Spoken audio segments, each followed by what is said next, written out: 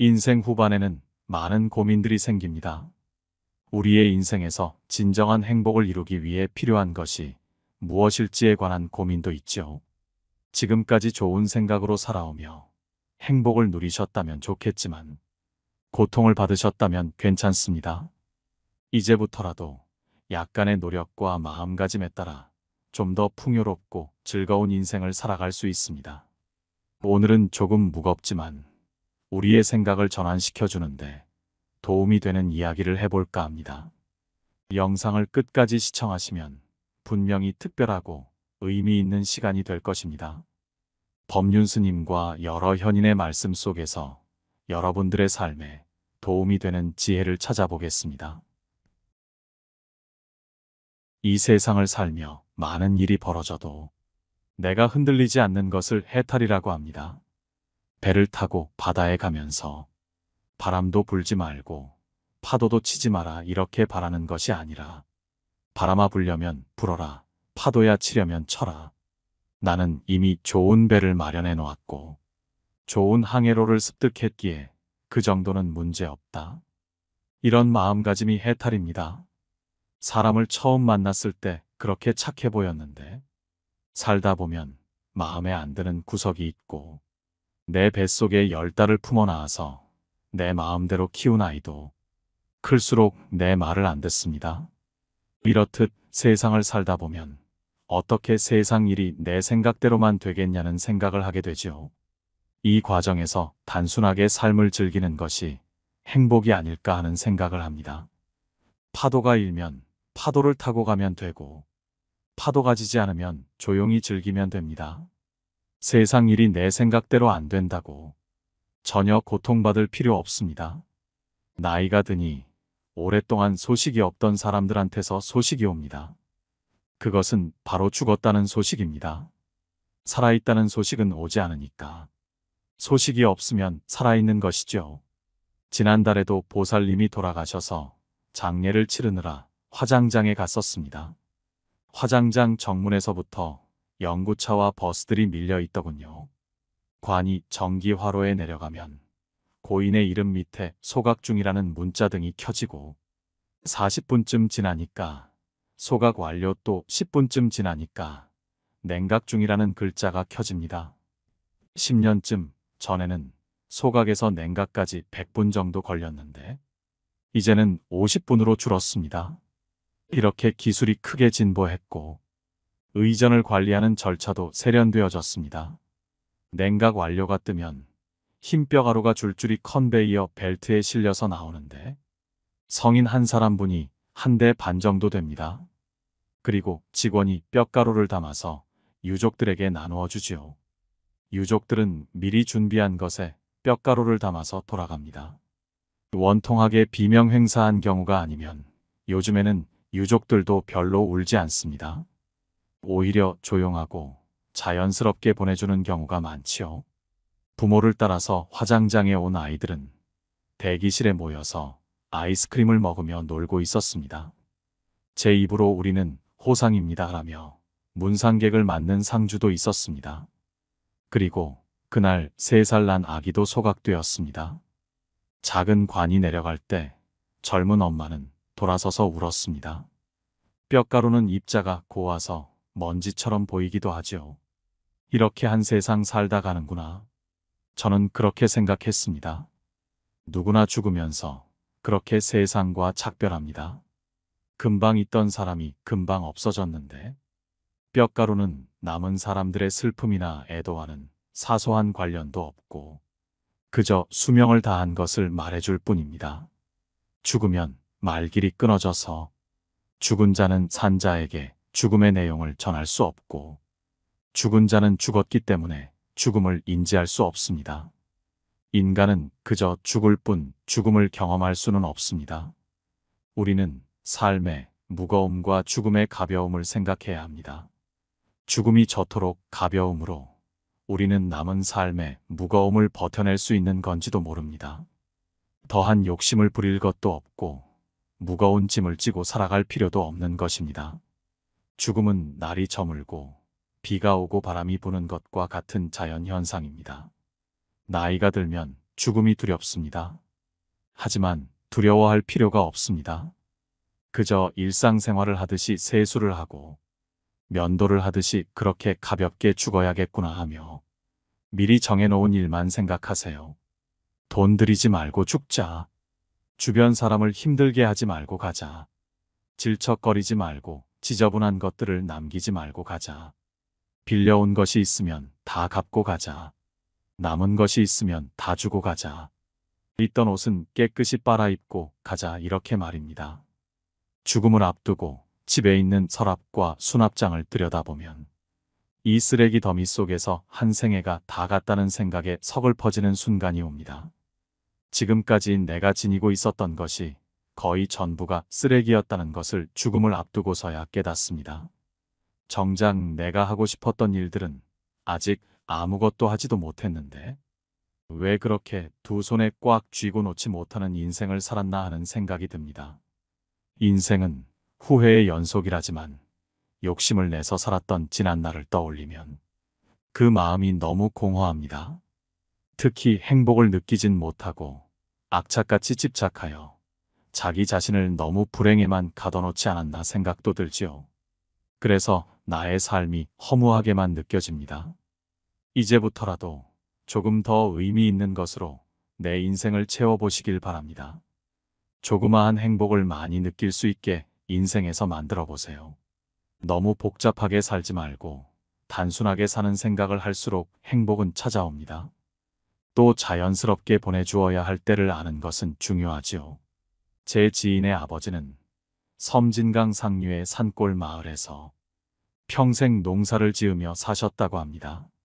지인의 아버지가 돌아가실 때 지인을 불러놓고 유언을 하셨는데, 내 어머니가 방마다 아궁이에 불을 뗀다고 고생을 많이 했다. 부디 연탄 보일러를 놓아드려라라고 말씀하셨다고 합니다. 저는 이 유언이 건실하고 씩씩하고 속이 꽉 차 있다고 생각합니다. 그의 아버지는 참으로 죽음을 별거 아닌 것으로 아침마다 소를 몰고 밭으로 나가듯이 가볍게 받아들이셨습니다. 이 정도 마음가짐이 나오려면 깊은 내공과 오랜 세월이 필요한 것이죠. 아무나 되는 것이 아닙니다. 삶은 무겁고 죽음은 가볍습니다. 죽음은 쓰다듬어서 맞아들여야지 싸워서 이겨야 할 대상이 아니기 때문입니다.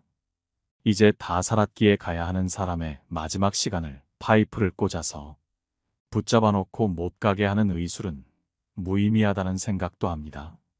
가는 사람도 미련 없이 보낼 수 있어야 합니다. 너무 큰 일처럼 호들갑 떨지 말고, 그렇다고 너무 가볍게 여기지도 말며 그저 단순하게 생각하는 것이 좋다고 생각합니다. 그래야지 이토록 단순한 장례 절차에서도 정중한 애도를 실현할 수 있습니다. 단 한 사람도 보내는 사람도 의술도 모두 가벼움으로 돌아가는 것입니다. 뼈가루를 들여다보면 인생의 의미를 다 알 수 있습니다. 이 가벼움으로 삶의 무거움을 버텨낼 수 있는 것입니다. 천하를 통일했던 중국의 진시 황제나 애플을 창시하여 억만장자가 된 스티브 잡스, 영원히 북한을 통치할 것 같았던 김일성, 그들은 모두 이 세상을 떠났습니다. 삼성그룹의 이건희 회장도 병상에 누워있다 결국 고인이 됐죠. 이렇게 화려하게 살다가 떠나간 사람들 모두 치열하게 살았을 것입니다. 그러나 사실 죽으면 전부 내려놓을 줄도 알아야 하는 것이죠.